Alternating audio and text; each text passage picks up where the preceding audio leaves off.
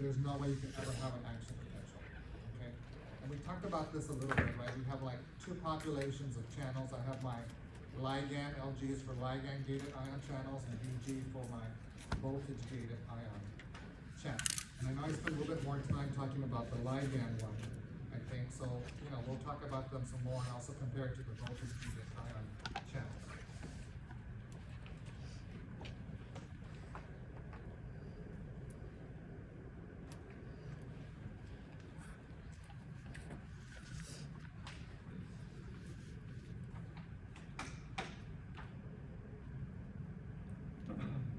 Okay, so the ligand-gated channel, we say that it's regulated by some sort of chemical, and that chemical is the ligand, right? So in other words, it involves a ligand. That's why they're called ligand-gated channels, right? And they'll open up in response to that ligand binding to that particular ion channel, right? And I think I did this on the board for you last time on the backboard, right? Last time when I told you that this can exist in the closed form, right? There's no opening, so this is a closed ligand-gated ion channel, right? And then, you know, it's like if it was time lapse, then we have an open one. But this open one only opens if what binds to it, I told you? The ligand. So now this is your ligand, right? Binding to it. Before, it was not binding to anything. That's why this one was closed, right? Again, this is your ligand. And now it binds to it, and now this is opens. And then, for example, if sodium is up here high, big Na, and I have little Na, then sodium naturally will come in. And inside the cell, what charge will it be? If sodium is coming in? Positive. And what's the word that we use when it's positive inside? Depolarization. So some sort of depolarization will take place. Now I'm going to qualify the depolarization by saying initial depolarization. It's not the rapid one. This is initial. Sorry, we can't read that. It says initial depolarization. Okay, and again, this ion channel responds only to ligand. It's not sensitive to voltage. It doesn't matter what charge is inside the membrane. What matters is if a ligand is going to bind to it or not. Okay? Versus your voltage gated channel, it's going to be regulated by charges. Okay, by like a membrane potential, some charge difference. Once the inside reaches a certain charge, this channel will now open, right? So again, I mean, I can do another one. This is the closed voltage gated, and then I have the open one. Here at minus 70 millivolts, it's closed at resting membrane potential, right? And then let's say when it goes to minus 55 millivolts, it opens. And this is what we're calling minus 55. What are we calling this again? Threshold. Very good. This is threshold, and over here this was RMP. Okay, so this is open, and then the same thing, you know, you can have, if sodium is out here, and sodium typically is high on the outside, then sodium can come in, bringing its positive charge. And again, our magic word is depolarization. But this one is going to be rapid depolarization. We have an initial depolarization, and then we have a rapid depolarization. And again, I'll show you that on the graph if I haven't talked about it. Okay, but these two ions, these ion channels, they respond to different conditions. One responds to a chemical, one responds to a charge, and will only be sensitive to those things. Now, location is important too, because these ion channels are located in different parts of the neuron. The ligand one is located on the dendrites and soma only. Soma is the same thing as the cell body, remember?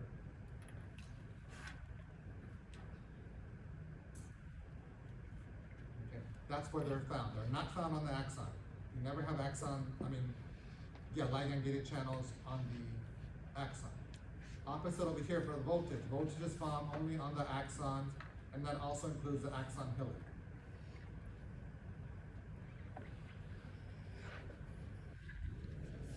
Okay? So those are our two populations. They're found in different locations.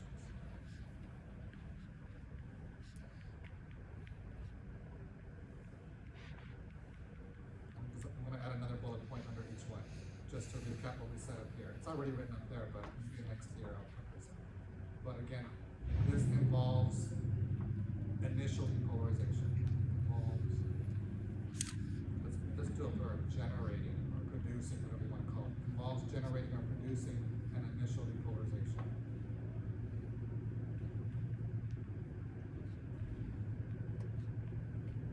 And this one is going to be, like I told you, involves generating rapid depolarization.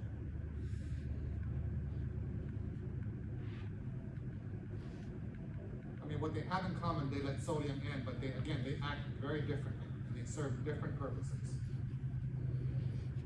Okay? And I found this from the internet. I thought it was a pretty cool picture. They're like separating 3 different types of ion channels for you. And then they even talked about the sodium potassium pump here. So we have the ligand gated sodium channel, voltage gated sodium, voltage gated potassium, and then our good old friend, the sodium potassium pump. This ATPase is referring to the pump. It's the same thing, don't let that throw you off. This is sodium potassium. And you can tell here by the direction sodium and potassium and the ratio that they're going in, right? So it's no surprise that this establishes RMP, right? Why it's negative inside. Okay. But again, ligand gated channels, we said it responds to a chemical messenger, right? This is a chemical. Ligand is my chemical. Right? Binds here, then it opens finally, and then we said sodium comes in. And again, what type of depolarization? Rapid or initial for ligand? Initial. That's my initial depolarization. Okay. And then I will give you a preview for what's coming up. This ligand, we can even be more specific. This ligand is going to be what we call a neurotransmitter. We're just calling it ligand, but after a while we're going to call this a neurotransmitter. I use the abbreviation NT, neurotransmitter. And then, not today, but on Wednesday, I'll talk about specific examples of neurotransmitters, because there's different types with specific names, and they have specific functions. Okay? And over here, with the voltage-gated sodium channel, right, it's responding to a certain voltage, and here it's closed, but here it's open, and this one will open. Can you see that? Maybe I should change colors. Okay. At minus 55 millivolts. That's when voltage-gated sodium channel will open. Also known as what? Threshold again. Minus 55 always means threshold, right? Once you reach minus 55 threshold, this voltage-gated sodium channel opens, sodium comes in, and then, let me change colors. And then, what type of depolarization is this? Rapid. This leads to, again, rapid depolarization.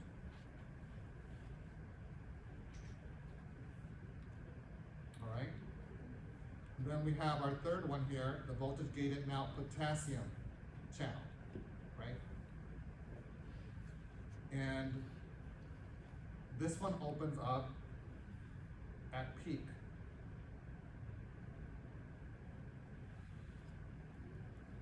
I'm talking about the graph, of course, at the peak, right, of the graph, right?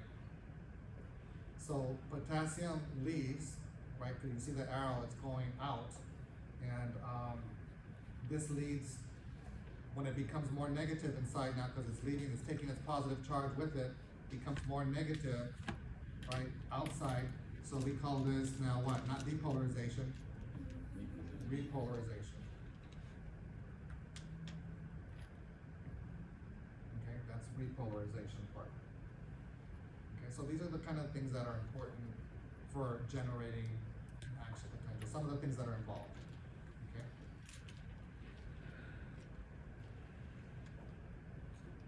Let me see if there's anything that I forgot. second, hold on 1 second. Yeah, speaking of things that are, high in concentration outside the cell, what's high, or what's high inside. One thing maybe that you always should keep in mind is the following. If this is my cell, let's look at certain ions like calcium, sodium, and potassium. Where are they naturally high at? Where are they naturally low at? And so forth. Generally speaking, in a normal, healthy person, healthy cell, you always have high concentrations of sodium outside versus inside. Calcium works the same way. There's always high calcium outside in comparison to inside. Okay. Another one. Chloride is always high outside as well, and low inside. Okay. Those three, if I were you, I would probably commit to memory. They're high naturally outside. Okay. And potassium is only odd man out. Potassium is naturally high inside. So big K versus little k. So do you understand now, this makes a little bit more sense why when voltage gated potassium channels open, why they leave? Because it's high inside already, right? Remember, this is all facilitated diffusion. Remember, facilitated always moves from high to low. So of course, potassium is gonna go out through the voltage gated potassium channel, right? It goes out. And what about sodium?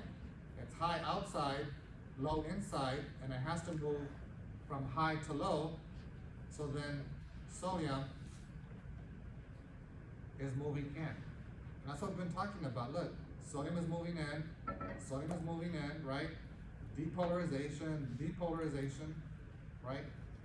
And again, over here, potassium is leaving, making it negative inside, so that's repolarization.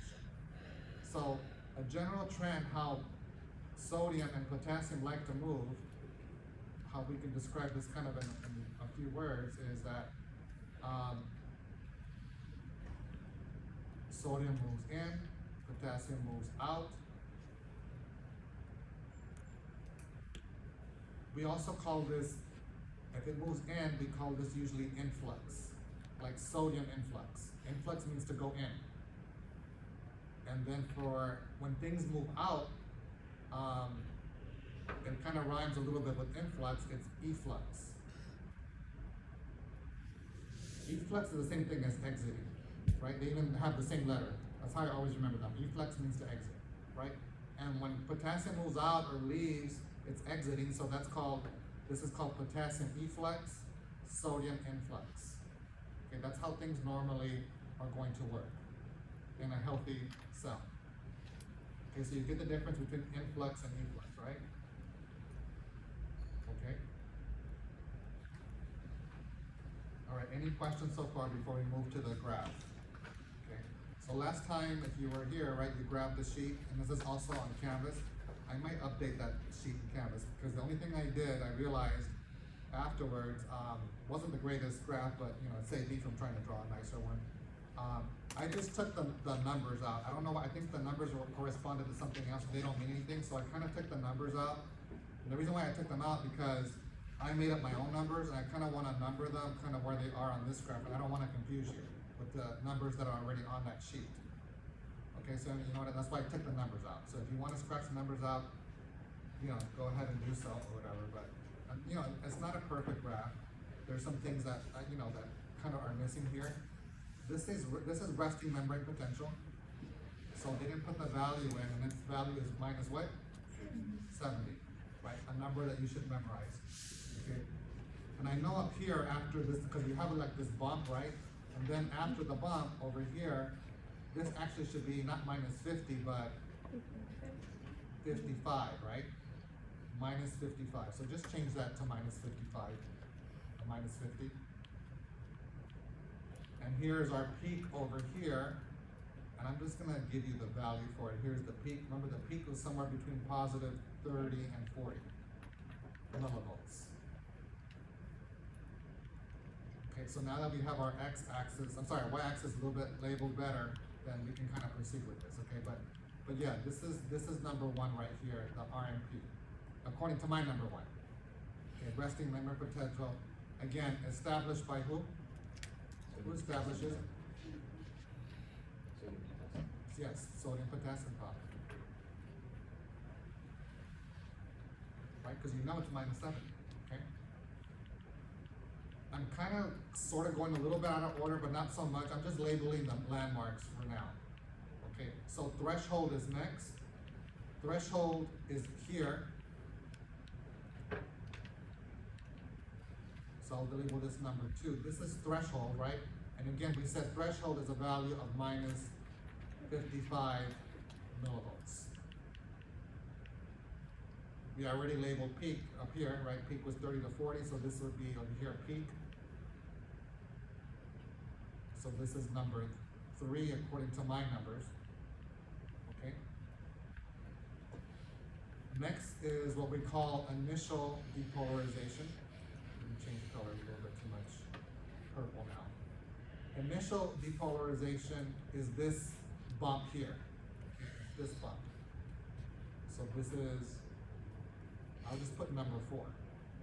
That's your initial depolarization. And you know it's some sort of depolarization because remember, as time is going, we're going this way, this way, this way, and then it starts going up, right? Becoming more what, positive or negative? Positive, right? And we know it is because depolarization means positive. And that's your initial one, okay? This bump here represents initial depolarization. The rapid, or even if you want to call this real, they both begin with R's, huh? Real rapid depolarization, sometimes nicknamed the rising phase, is here. All of this is your rapid or real depolarization, the rising phase. That's number 5. Okay.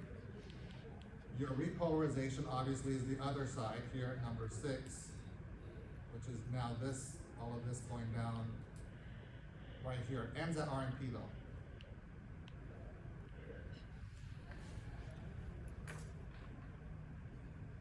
Ends at R and P. Right here.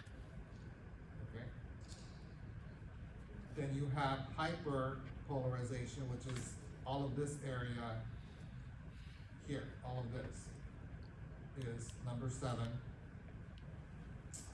Number 7. Hyperpolarization. And again, just to remind you why you get it is, well, I think I have it here, never mind. I'm gonna go through it again. Okay, so those were some major landmarks, and we're still not done. Let me change colors again. Let's do green. Ligand-gated sodium channels open. So we know they're sensitive to a ligand, okay? They always open here at the end of R and P. So this is number 8. Open, okay, at the end of R and P.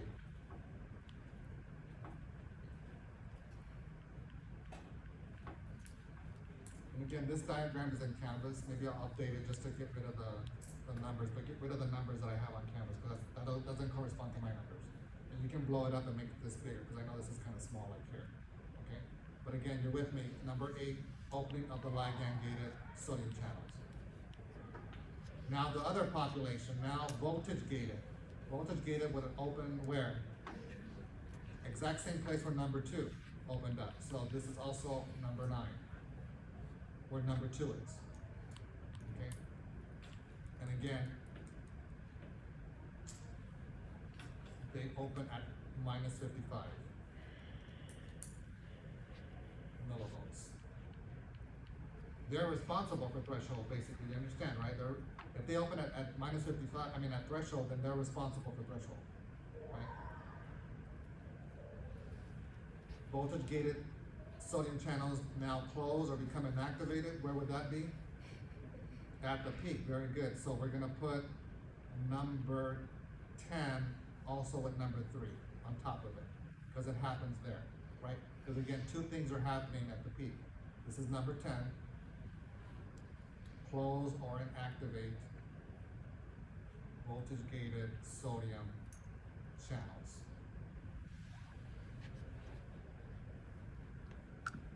How about 11? Voltage-gated potassium channels now open. Where would that be? Also here, right? On top of 10. So a lot of things happening here. Our peak, with these two things happening, so you have opening of voltage gated potassium channels. Right? When the voltage gated potassium channels open,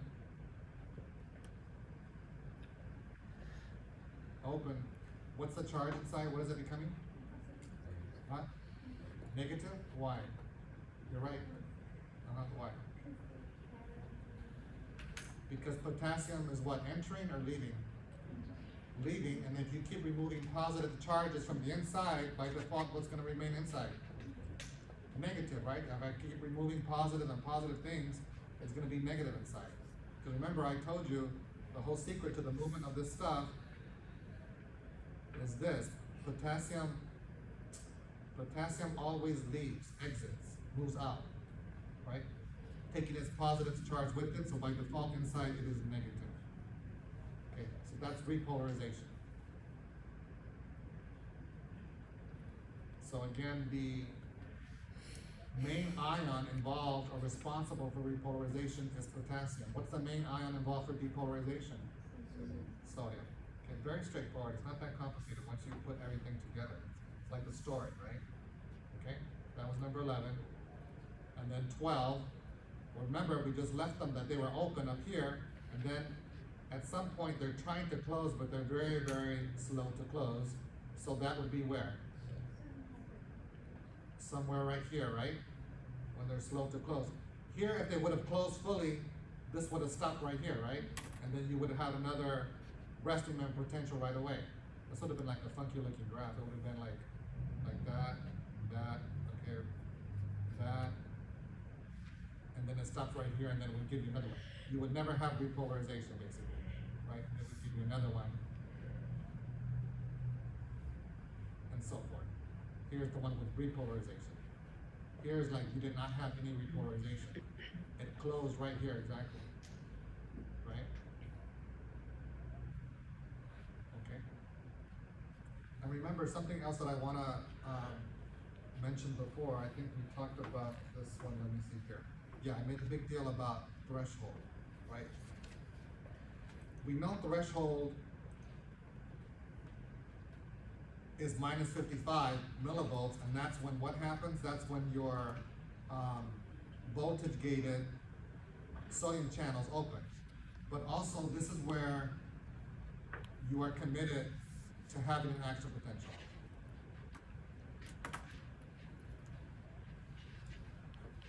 It's gonna happen. If you reach minus 55, again, several things are happening. Minus 55, it's called threshold.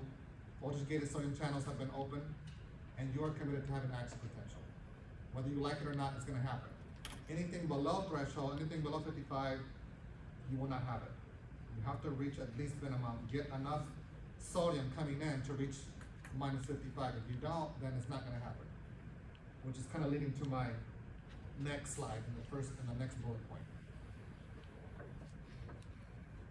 Okay, the generation of action potentials, they're described as an all or nothing process. And we'll talk a little bit about this in lab as well, but anyhow, it's an all or nothing process. And what I mean by all or nothing process is either you're gonna have an action potential or you're not.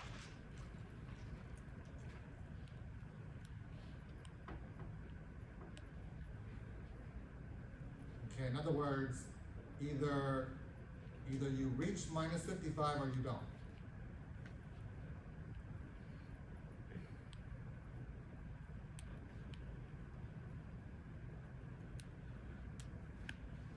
Right? I can say this another way, either you reach what? Threshold or not.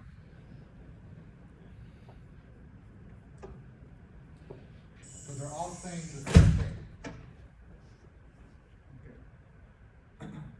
In other words, what I'm trying to say here, guys, there's different ways to say this, right? Either you have a full action potential response or not. There's no such thing as like a small action potential or a tiny one or a large one or a strong one, anything like that. It's either an action potential or there's not, okay? yeah, once threshold has been reached, it's gonna happen. Okay, and the interesting thing is that all the action potentials look alike. Okay, amplitude means height of the peak. Height of peak. It's gonna be the same regardless how much stimulus you apply to it, or the strength or the size of the stimulus.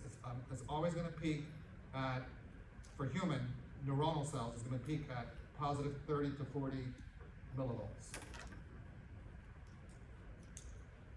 So they all look alike, regardless of how much, the size of that stimulus or the strength of that stimulus.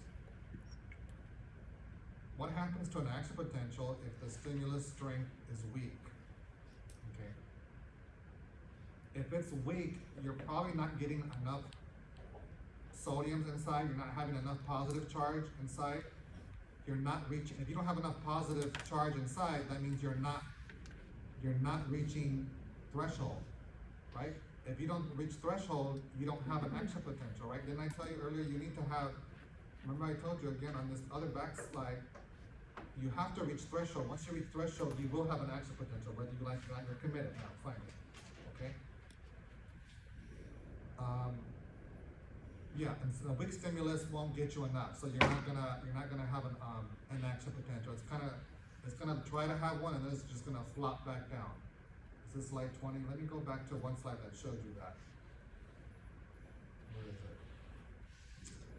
Here it is. It reminds me of these things here, like, you know, we had depolarization happening, and then you didn't have enough to reach threshold, and this thing kind of like just died out. And this one was worse. You had some depolarization, not enough, and then just went flat back down again. This here was like a weak stimulus. You didn't have enough to reach threshold. What slide was that? You say slide 31? Oh, 20. Okay, good deal. Just said it. Okay, but they're all going to look like, they're all going to have the same amplitude, same height. Okay. What happens now, the opposite, if the stimulus strength is increased, or we have a strong one, okay? If you have a strong one, you're not gonna double the peak or the size of the amplitude. The only thing that's gonna happen is actually the frequency at which the action potentials happen will increase. Okay, and on the next slide, I'll show you what I mean by like a weak stimulus versus a strong stimulus. Okay. So again, I told you it's an all or nothing process. Once that magic number is minus 55 millivolts for an action potential. Let me ask you this. So written as how can I rephrase that? Which channel, this is a good question, which channel is directly responsible for the action potential? If I'm telling you that the action potential only happens at minus 55 millivolts, then which channel is directly responsible for the action potential? Which sodium? Ligand gated or voltage gated? At minus 55? Yeah, I know, right here, number 2 and what is this, 9? Look at number 9. It's the voltage gated. Remember, this one over here, if you said ligand gated opens at the end of RMP, which is minus 70.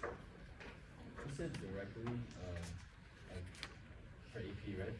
So doesn't the ligand gated like make it to negative 55? Yeah, but the magic number is minimum 55. You have to understand, okay, right here when when ligand gated opens, right? Yeah. It's gonna open, right? Then you're gonna be at minus 69, minus 68, minus 67. That's not an action potential. By definition, you have to have at least minimum minus 55 and higher. That's what I meant by minimum. Okay. You haven't reached it yet. That's why I call this an initial depolarization. It's not the real one. Remember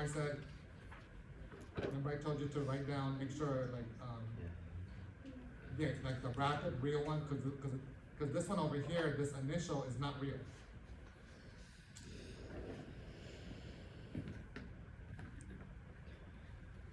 not the real action potential. It's kind of what I call like a pre-action potential. It's not the real one. It's necessary, don't get me wrong, but if you don't have, it's not real, because if you don't have enough to get to minus 55, you won't get it, the action potential. It's gonna go back down again, flat, back down to resting membrane potential. Okay, it's like a pre-event to the real action potential. It is necessary though. Okay, so yeah, the one, again, this is the magic number. Once you reach here, you are committed to having the action potential, and you will.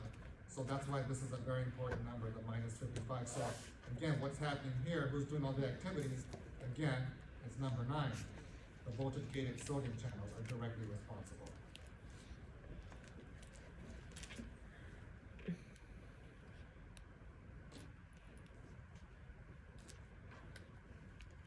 Are responsible. Okay? But let's go back to this all or nothing and what happened and so forth. So here we have a stimulus, right? They turn on the stimulus, and after a couple seconds they turn it off. This stimulus here, based on the size, these are like steps or towers, right? It's the shortest one. So this is actually a weak, too much red, a weak stimulus. I'll rewrite it again, I don't know if you can see it. This is a weak stimulus. And over here I have the opposite. This is a strong stimulus. If you have a weak stimulus, what this is basically implying is that it's so weak you cannot reach threshold. And what's the value again? Correct. In other words, it's so weak you can't even reach minus negative 55 yet. So, and by the way, these dark lines represent action potentials. So you see here, it's blank. Why is this blank? Because there's no action potentials. Why is there no action potential? Because you have not reached minus 55. I'm going backwards, right? Why haven't you reached minus 55? Because the stimulus is weak. You don't have enough sodium coming in, okay, because it's a weak stimulus. Here you do have enough stimulus, right? And I can tell because it gave me 4 action potentials. These lines represent action potentials with a certain amplitude, certain height. Okay? And over here, what I can tell you then is that it did reach threshold. That's why we have an action potential. Okay? Now the stimulus got stronger. Look at the height of the towers, right? This is the tallest one. So this is a very strong stimulus, right? And like I said, all the amplitudes, the heights are the same. So don't think that, oh, okay, stronger, I increased it, so now my amplitude is gonna go like this. No, it's not, it doesn't. What happens, this doesn't exist. What happens now is the frequency of these action potentials happen more frequent. That's the only thing different, they happen more frequent. Okay, they do not change in amplitude at all. Okay, you just have more action potentials traveling along the axons very fast. You just increase everything. You're probably going to get a lot more neurotransmitters released into that space. So remember that the whole point of this, we're going to talk about in a moment, is releasing the neurotransmitter from the axon. But you can't do that if you don't have an action potential traveling the length and all the way to the end. So that's where they're housed, at the very end, at the terminal end. Okay, any questions so far? No? Okay.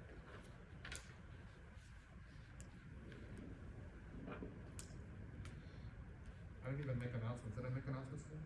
No, I didn't. Huh? Okay, make sure before I leave. I have my paper right there. Oh, because I was running downstairs to get those things. That's why I forgot. Never mind. Before I leave, I'll give you some announcements. Let's talk about something called a refractory period. And this is here, action potentials have refractory periods. Okay. What that means is that a refractory period, I'm talking about a period of time. It's a period of time when you cannot generate a second action potential until the first one completes, until the first one is finished. In other words, you cannot overlap action potentials.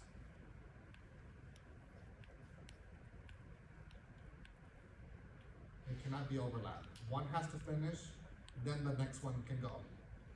Okay, you can't be like halfway through one, and then the other one starts to do an action potential. Yeah, that can happen. We're gonna find out for several reasons, right? If you have an action potential, what's this up? That's one action potential, right? Then I have another one. And so forth, okay? The first one has to finish before I have the second one, right? Because overlapping, and this is due to the refractory period, right? Overlapping would be I'd have like another one somewhere here, and you can't do that. It's going to be impossible. I'll show you why it's impossible to do that, okay? But they have refractory periods, right? And again, like I told you, the first one must finish before you have the second one. So you can't like re-excite another neuron. You have to wait till the first one is done. And there's two types of refractory periods we're going to talk about: the absolute refractory period and the relative refractory period, also known as ARP and RRP. And I'll just kind of give you, and I'll repeat this again on the next slide. The absolute refractory period, it makes sense to me why they use the word absolute, because this means you absolutely cannot have an action potential until the first one is done.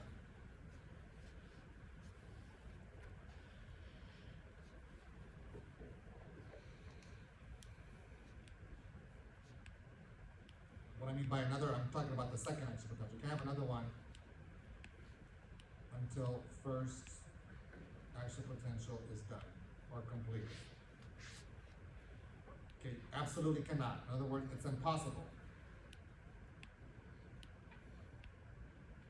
Absolutely cannot, impossible to have another one, right?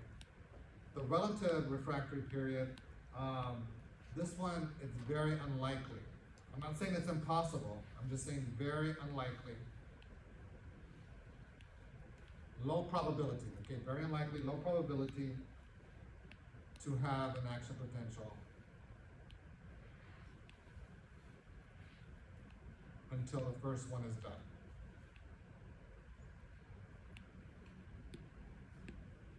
So they are a little bit different. Okay. Again, with the if it's in the absolute refractory period, you definitely are not generating another action potential. This one, you can possibly still do it. Okay. Here on the graph, here you can see my traditional action potential graph. Okay. And here in the two colors, they're showing you those periods of time, right? The absolute refractory period happens here in this area, kind of where, kind of like a threshold, so this is threshold, right? Negative 55. It happens somewhere here between threshold and the back to RMP, because it's in this RMP over here at minus 70, right?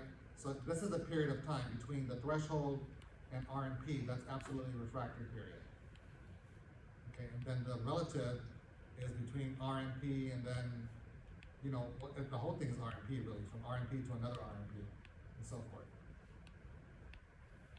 But let's go back to absolute refractory period. Again, I told you, you cannot have a second action potential. Why? Why can't you have it? There's one main reason why, they're even telling you here, the reason why you have this absolute refractory period and why you cannot have a second one is because the sodium channels, the voltage gated sodium channels are closed or inactivated during this time period.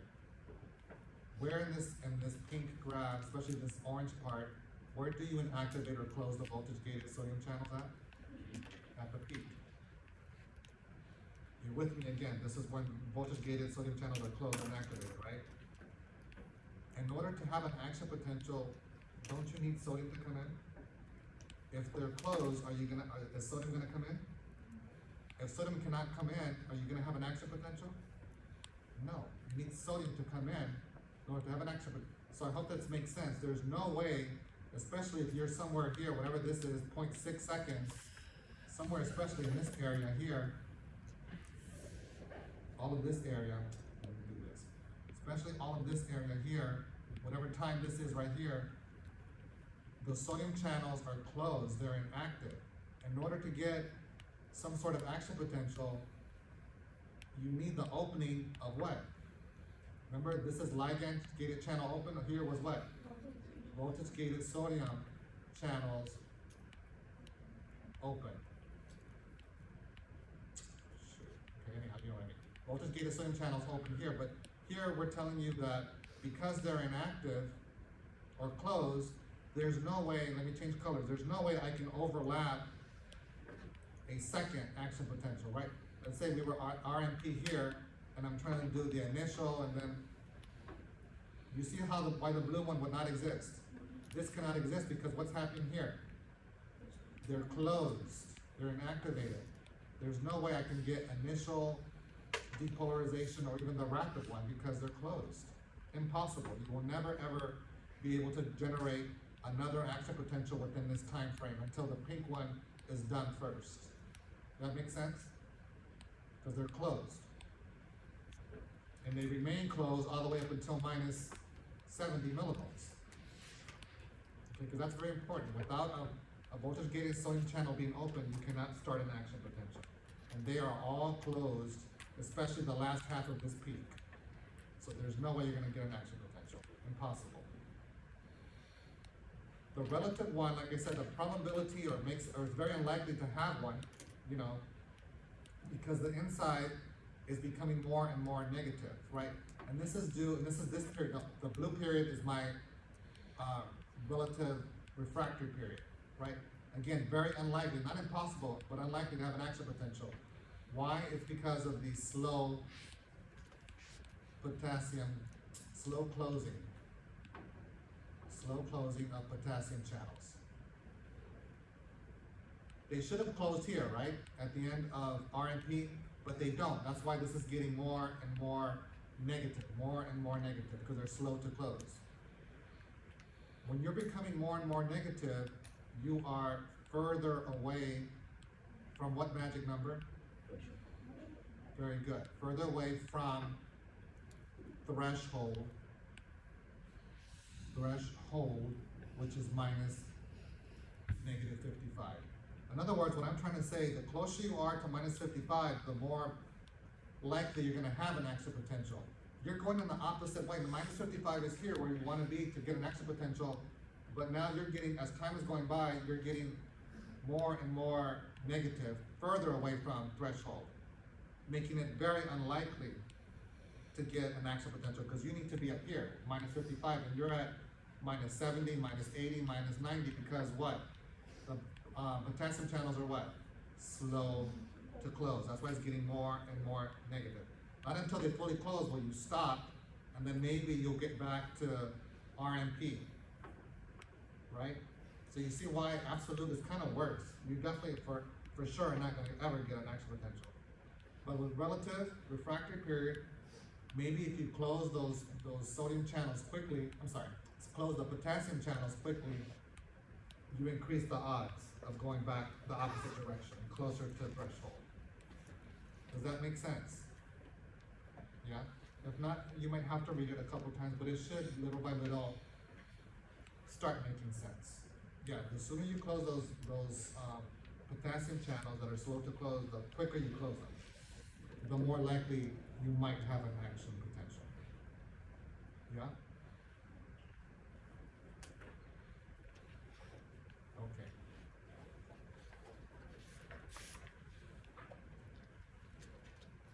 More about action potentials. Oh, we're talking about myelin next. Okay, great. Remember, we talked about myelin a little bit, right? I think on the first lecture, myelin is basically fat, right? They're lipids, phospholipids. It's a layer, fat that wraps or insulates who? Axons. Remember I told you it's like the pigs in the blanket, like the bell you keep wrapping around the pig. The hot dog, which comes from the pig, okay? And that's myelin, right? But it doesn't wrap the entire length, it's only sections, just pieces. Okay? What cells, and this had to do when we're talking about the glial cells, right, the neuroglial. What cells make the myelin? And I think last time I told you that oligodendrocytes do, and here's another one, the Schwann cells that I didn't mention last time. But those are the two that wrap their myelin around the axons. And again, it's not the entire length, but just pieces of the axon. As you can kind of see here, these yellow spaces are the gaps. This is a gap, the yellow spaces, another gap. All these yellow spaces are gaps. And the gap, you're gonna find out, I think it's the next slide, is called these things called node of Ranvier. You'll have to know it anyway, but it's on the next slide.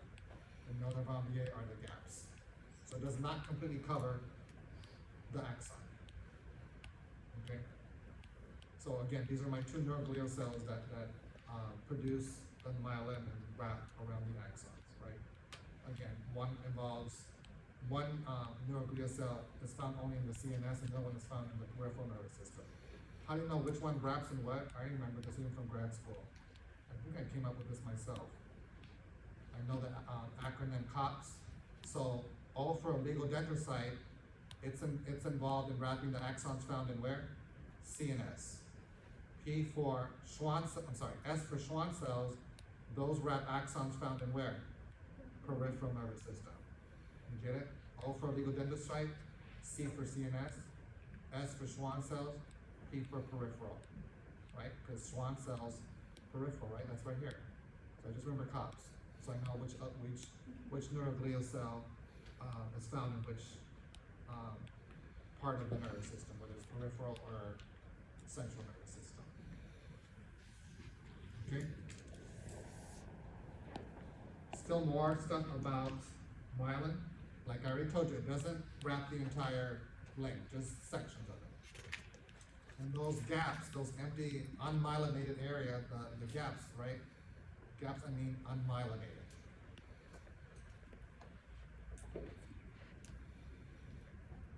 Again, those are called nodes of Ranvier, right?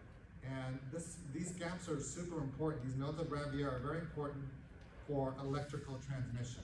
It helps improve, and by improve I mean helps speed up the action potential. In lab, we're going to talk about conduction velocity at the action potential. And that's, again, thanks to the gaps present along the axon. What you have to understand, I didn't tell my morning class, I thought about this afterward. What you have to understand is the reason why you have gaps is because of the myelin. So myelin is kind of doing you a favor by creating the gaps. If you don't have gaps, you're going to see in a moment, it's bad news, not good at all. You want the gaps there. And the myelin, by not covering everything, is creating gaps, so that's what helps speed up the action potential. Okay? Yeah, the action potential, again, only happens when you have the gaps. Again, the nodes around the air are the gaps. Action potential does not occur where myelin is. Quite the opposite. It doesn't happen here, right? In fact, the voltage-gated sodium channels are blocked where the myelin is at. So you don't have any action potentials where it's myelinated. All the action potentials are in these gaps at the nodes of Ranvier.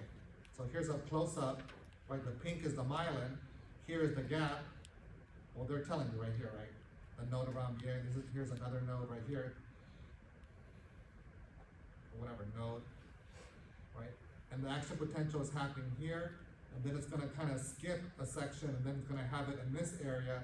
So it's kind of speeding up the action potential if it's, let's say it's traveling this way. So it's only happening here, only at the gaps. So the action potential travels kind of like in a skipping or leaping mode down the length of the axon, okay, down to the axon terminal. And this type of conduction, they nickname it saltatory conduction, right? Because I think in Latin, salt means to skip, or to jump, or to hop. Even in Spanish, we have a word called saltar, which means to jump, right? It means to skip. And it makes sense to me that saltatory conduction, when the action potential leaps or skips from node to node, is faster, because let me give you this analogy. If I want to walk from here to the board, I can take my usual walk, it'll take me, maybe 10 seconds to get over there, as opposed to if I start here and skip my way. I can skip since I was a kid, I think. But if I skip from here to over there, it'll probably take me 5 seconds to get over there, right? Isn't it faster getting over there by skipping than walking. Same thing with the action potential. It's much faster if it just jumps versus if it has to take its time to go all the way evenly across. And time is very important. Things have to be, this signal has to reach the terminal quickly. Okay, if it goes too slow, you're just asking for problems. Okay, those neurotransmitters are not going to get released quickly enough in a timely manner. Okay, so that's saltatory conduction. Or myelin, I must have loved myelin, huh? Okay. Yeah, here, I just want to throw in some clinical stuff for you, right? There are diseases that are associated with myelin, and it actually is the damage to this myelin. Basically, when myelin gets removed, okay, because we all healthy people have all of their axons, they're myelinated. Okay, but sometimes things can go wrong. These are two famous or two important diseases, multiple sclerosis. I'm sure you probably heard about that before. And I don't know if you've heard of another one called Guillain-Barré syndrome. They're kind of similar, but they're a little different. But I want to focus more on multiple sclerosis, at least that one. Okay? What is multiple sclerosis? This is an autoimmune disease. By autoimmune, what I'm saying is what? What is the immune system doing? Attacking itself. Immune system is what I meant. Immune system attacks itself. Is your immune system supposed to attack you? No, it's supposed to protect you. It's on your side, but sometimes things go wrong and they start attacking you. That's called autoimmune disease. And you've probably heard of all these other celiacs and, rheumatoid arthritis and what is that other one with the skin? It just skipped my mind. I see commercials for it all the time. Oh, psoriasis, all that, dermatologic, all that stuff. Multiple sclerosis is probably even worse. Okay, these are all autoimmune disorders. And what happens with multiple sclerosis, these people, their myelin is being destroyed. Like this one over here. This one is nice, normal, healthy one. But here, you're kind of eating away, destroying the myelin. That's why they said the axon is exposed. The fiber is the axon. It's being exposed. So you're not going to have that nice saltatory conduction of skipping. The axon kind of traveling in the skipping mode. Right? It's basically, they're going to take forever to travel down.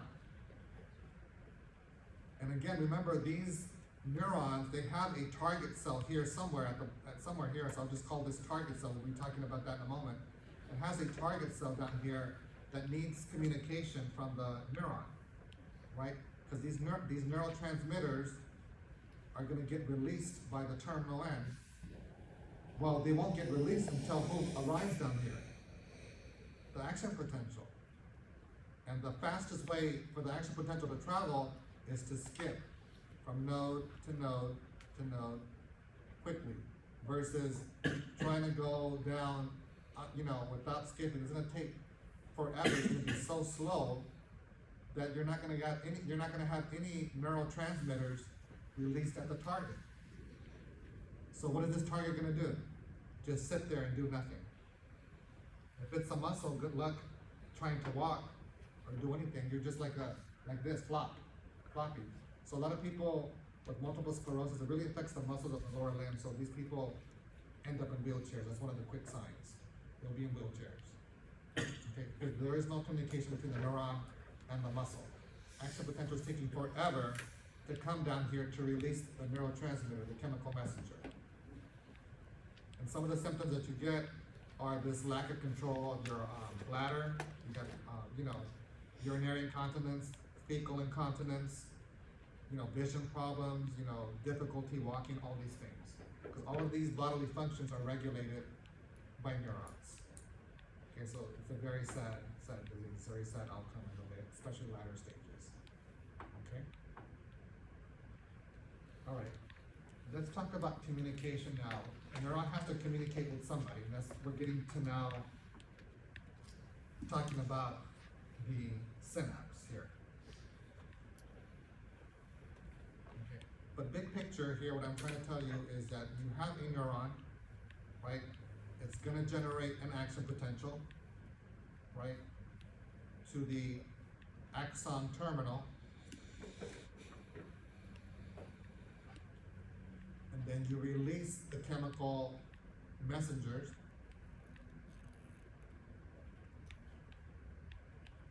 that I'm calling the neurotransmitters, right? NT neurotransmitters. you know what I mean, neurotransmitters, right?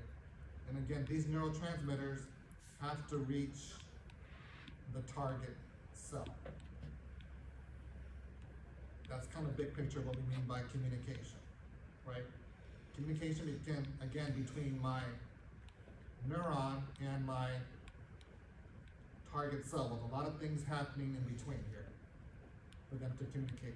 But again, the real important player here is the release of my neurotransmitter. It's very important. Okay. The neuron is what's responsible for releasing it. If you don't release it, again, this target doesn't receive any communication, doesn't receive the message. The message could have been, hey, contract, or relax the muscle, or, contract the muscle, or something. You can excite that target, inhibit.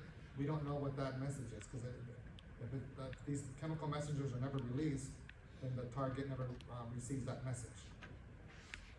I keep saying targets. Let me give you some examples of the target. The target can be a neuron, the target can be any muscle cell, or it can even be a gland. Right? And then these chemical messengers that I'm telling you, the release of chemical messengers, I should have also told you it's released into a space, an area or a space. Okay, that's what we call the site of communication, that space, where the neurotransmitters get released into. Okay, so here are my 3 types of synapses, and it's based on the target cell, who your target cell. And all of these involve a neuron communicating with somebody. Here, if you have a neuron communicating with another neuron, that space, that synapse is called a neuronal synapse. Okay? If it's neuron communicating with muscle, then that whole area is called the neuromuscular junction. We'll talk about that in exam 3 when we talk about muscle. So that's why we're studying action potentials now, because we're going to bring up action potentials again when we talk about muscle and we talk about the heart. The heart actually has 2. There's cardiac, there's like pacemaker action potentials, and there's cardiac muscle tissue action potentials. Okay, very similar to what we're doing now, but the value threshold, all that stuff changes, and peak value changes, but they're pretty similar. And we're going to be talking about, sodium influx, depolarization, all that stuff. So what you learn now will be very helpful when we get to that stuff. Okay. And like I said, the neuroglandular junction, that's between communication between the neuron and the gland. Okay.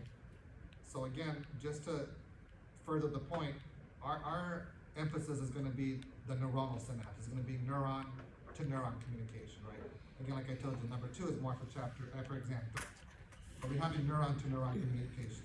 So I'm going to simplify this, very, very simplification, big picture of what I'm talking about here. Okay. Here we have, for example, let's call this one neuron number 1. That's communicating with neuron number 2.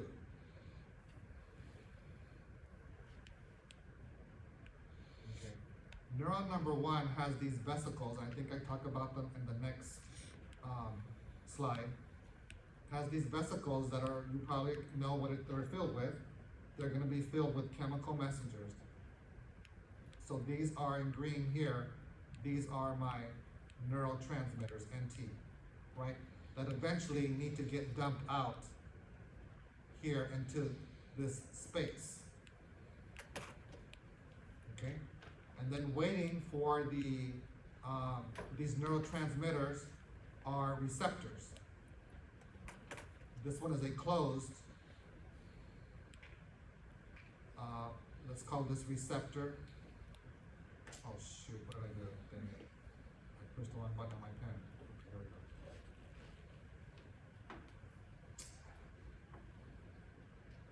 This is, oh no, what did I do? Dang it. Okay, no good. Sorry, I didn't mean to, I don't know how this happened. Okay, this is a closed receptor / channel. Ion channel. And for example, this one now here is an open one. I should have stuck to a different color or whatever, doesn't matter. All right. This neurotransmitter has to bind to this closed receptor / ion channel. Once it binds to it, it now opens up. You see how this is open? This is an open one. And guess who's gonna want to come in? Very good, sodium, because I told you, sodium is naturally high outside the cell and low inside. So yes, of course, sodium's gonna wanna come in, making it more positive inside. When it's more positive, what word do we use? Depolarization, but this one's going to be now your initial, not your rapid one. This is important. This is initial only, initial depolarization. Right? That's what's giving you, that's here. Huh? EPSP? Yeah, that's what you said, that's what we're getting with, okay? This is your initial depolarization. Okay? But again, it's because of the release of the neurotransmitter. Let's do a different color, too much red and green, it's not Christmas yet. All right. How did these neurotransmitters get released to begin with? I have it on the previous slide. You need an action potential traveling along the length of the axon, and it reaches the axon terminal. Okay? So I keep saying neurotransmitter, right? And I remember I told you another name for neurotransmitter is your ligand. When this opens up, I called it an open receptor ion channel. What channel is this if you know now that sodium came in when the neurotransmitter bound to it? Can you give this a specific name now? This is your ligand-gated sodium channels. Put things together now. Ligand-gated, where did I tell you earlier at the beginning of this presentation today? Where are ligand-gated channels found? On the dendrite or on the axon? Dendrite. So this big red cell, this is my dendrite. This neuron number 2 is the dendrite. What was the function of the dendrite? To send information or receive information? It was to receive info. It is receiving information. It received it from the neurotransmitter. So this makes sense. This is the dendrite. And over here, is this the dendrite? This other neuron number 2? Neuron number 2 is what part? Axon. Right? So it's an axon communicating with another neuron, the dendrite of it. So these are the dendrites for number 1. Right? Here's the this is the terminal end. I have to do another color.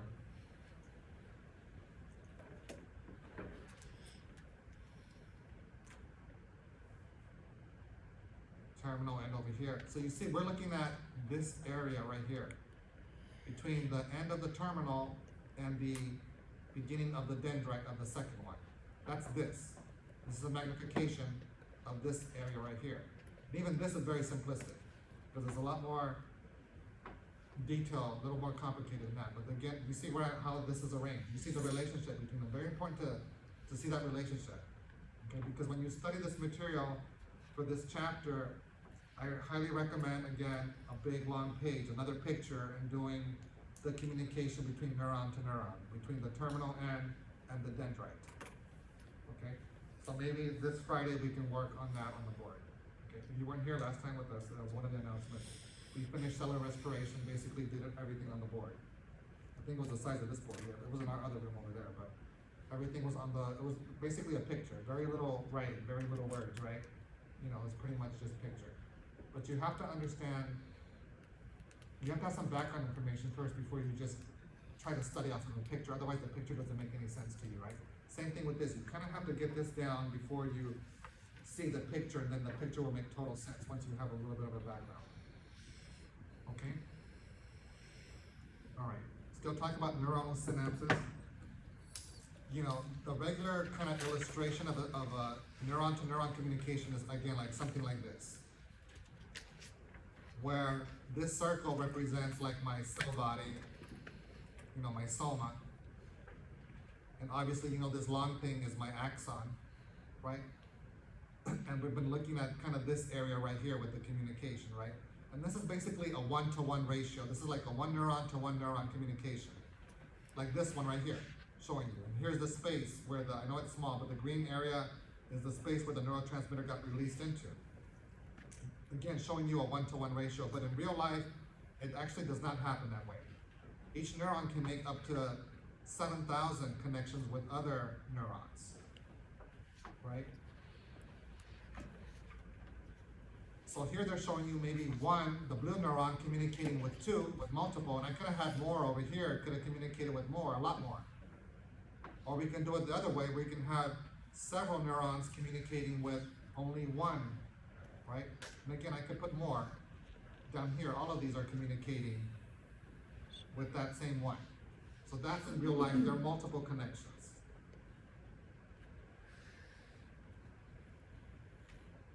So here, also what I'm telling you here is that, again, it's not that simple like I drew it up here, like with this one, like this, right? We're just saying it's the axon communicating with the dendrite, but there's parts of the axon that, are worth mentioning. Let's see here how I can draw the axon and show you what I mean.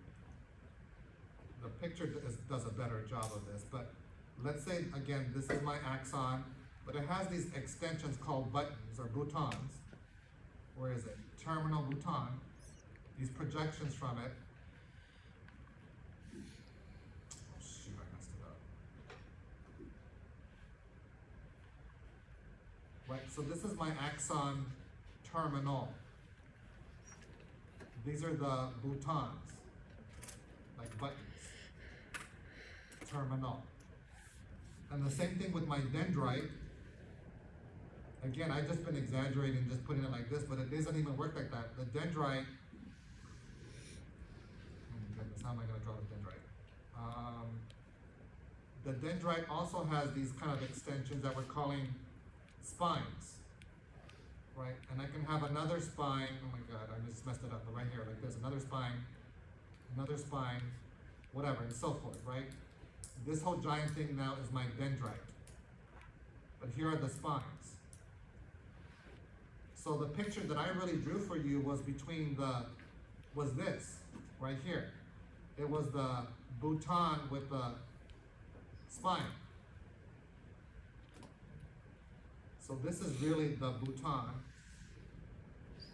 axon of the axon terminal, and this is actually more the spine of the dendrite. That's how it really works in real life. And there's multiple of these connections going on. It's not that simple of just terminal and axon terminal to the dendrite. It's really the boutons with the spines interacting, kind of like this picture showing you here.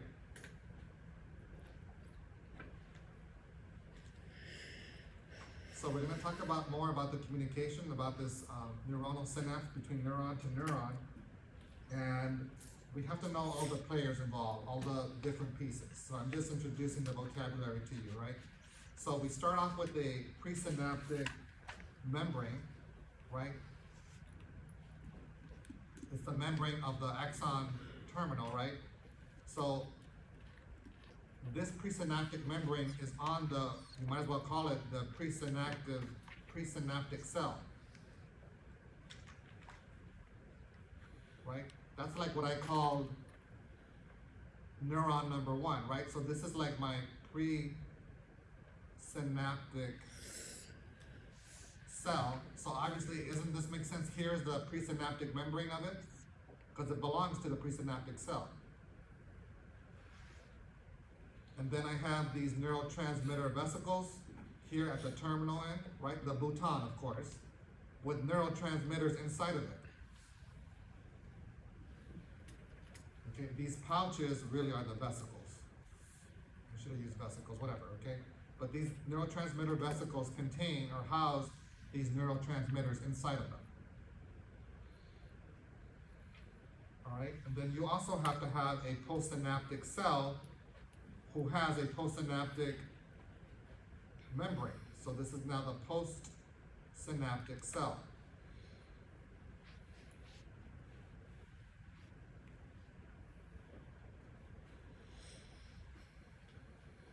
So it's basically the same picture that I drew for you.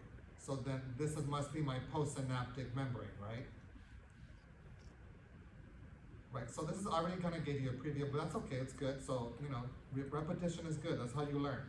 So let's go to purple. So the receptors, the neurotransmitter receptors, are always on the postsynaptic membrane, right? Here happens to be a closed one. And here over here, further away, let's say this is now an open one. Okay, and remember these neurotransmitter vesicles, I have to go back to green, dang it. The green,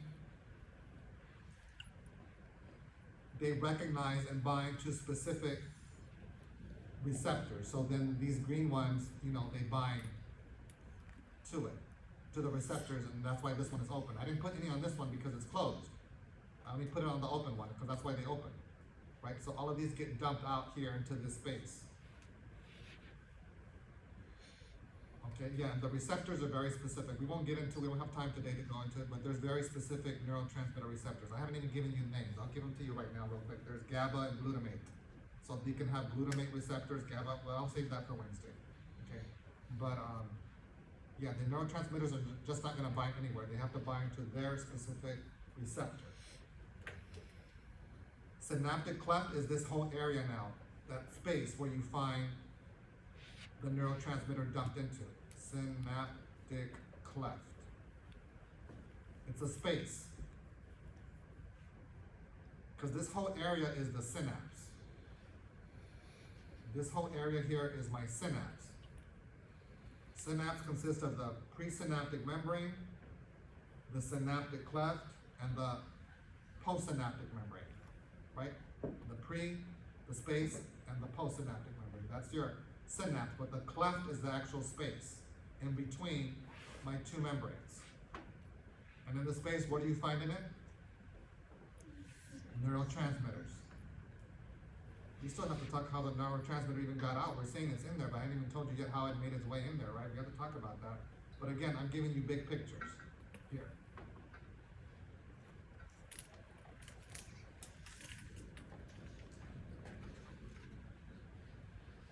Okay, just a couple more slides. I think we're okay with time because we don't get up till 8. So just give me still a couple more minutes. Big picture, what's going to happen, and the steps are in the next slide.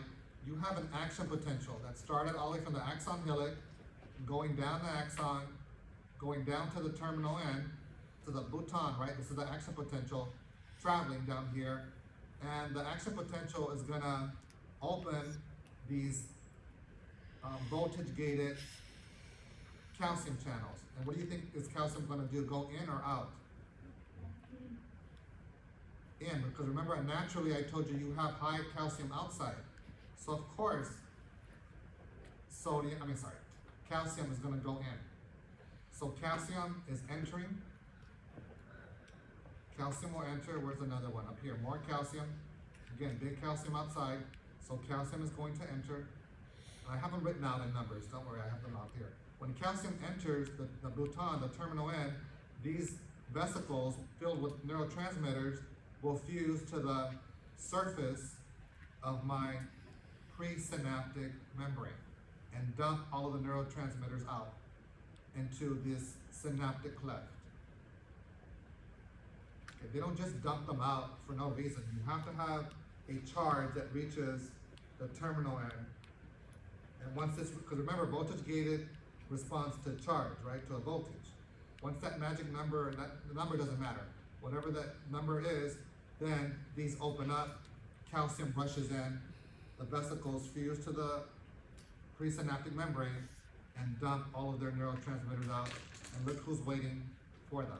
They're calling them ion channel receptors, but we know them better as ligand-gated what? Channels to let sodium in. And it's gonna have a positive charge, leading to what? What's the D word? The initial one though. Not the real one. This is not the real one yet. Initial depolarization. Do you understand? You have to have the initial depolarization before you have the real one. Even according to our graph. This is initial depolarization. This is this is the opening of the same thing. This is the opening of the ligand gated, then this is the opening of the voltage gated. So this is a big picture of what the next slide is trying to tell you, more so in words though. Okay, and this is how it happens. So the neuron is stimulated, okay? Neuron is stimulated by a ligand, which is my neurotransmitter. Okay, we stimulated it, and it's gonna generate an action potential. Okay, I skipped a lot of steps here because remember, this has to do with the voltage-gated sodium and voltage-gated potassium channels, all that stuff. So we're generating action potential. It travels along the axon and it reaches the terminal, specifically the Bhutan area, right? The axon terminal. So once that action potential reaches the terminal,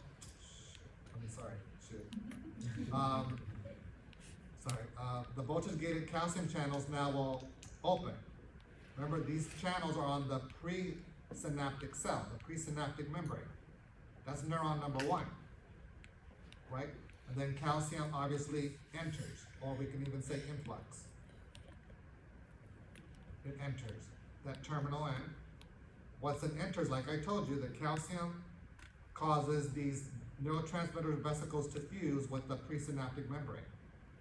It's exactly what I told you, right? This is now the story in step by step. Now what's gonna happen, the neurotransmitters get dumped out into the synaptic cleft, where they belong, and they're waiting to attach now to their receptor. Where is that receptor found? On the postmembrane now. You get the difference between the presynaptic membrane and the postsynaptic membrane, right? And that receptor now becomes activated, okay? And that neuron is either gonna get excited or inhibited. It depends on the neurotransmitter. I haven't given you, that's our next for Wednesday. There are inhibitory neurotransmitters and excitatory ones. We don't know just yet what it's gonna do. We just know the neurotransmitter binds. So it's either gonna be, that second neuron is either gonna be excited or inhibited. It depends on the neurotransmitter and its receptor. Okay, last slide, I promise, because this is where I stopped with my other class. Nice little picture I found on the internet here. Nothing is happening here. No action potential. So we have our vesicles. It's a pretty cool picture. I wish I could write like this, but I can't. Yeah.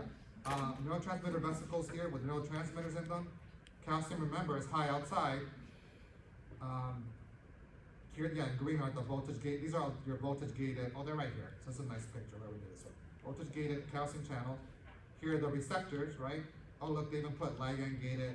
We know these are sodium, though. They put ion channels, but we know they're sodium. Okay, this is the before.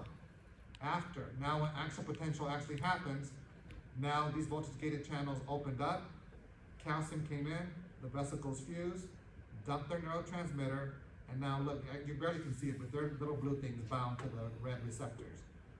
They open up, and I'm gonna clarify this by saying, yes, depolarization, but initial depolarization, right? Again, initial depolarization because this is the dendrite. Ligand-gated channels only happen, and this is a ligand-gated channel. Ligand-gated channels only happen at the dendrite. They only are found, I should say, at the dendrite. Okay, is that more clear? Right? So now we have to have the second half of the story on Wednesday. Now we're done talking about the presynaptic cell, which is this cell here at the top. How you have the action potential coming down and so forth. It comes down fast. If there's myelin wrapping around, right, and it skips, it goes down really quickly. Now next time we need to know, like, yes, we have an initial depolarization. What happened to the rapid one and all that other good stuff? So a lot of stuff still happening down here. So we'll continue with this next time. Okay? Oh, real quick announcement while you're cracking up. I'll have another Friday review, same place, same time, 6 o'clock. We'll be all obviously on neural fit because we finish all the restoration. You have a quiz next week, right? On Monday. If you look at your schedule, you have a lecture quiz. You have a lecture and a lab quiz because you have a quiz every week. But that's our second lecture quiz. It'll be on neurophysiology. I just don't know if it's all 3 lectures or just the first 2. So just give them a heads up. It's a big one today. You can drop one.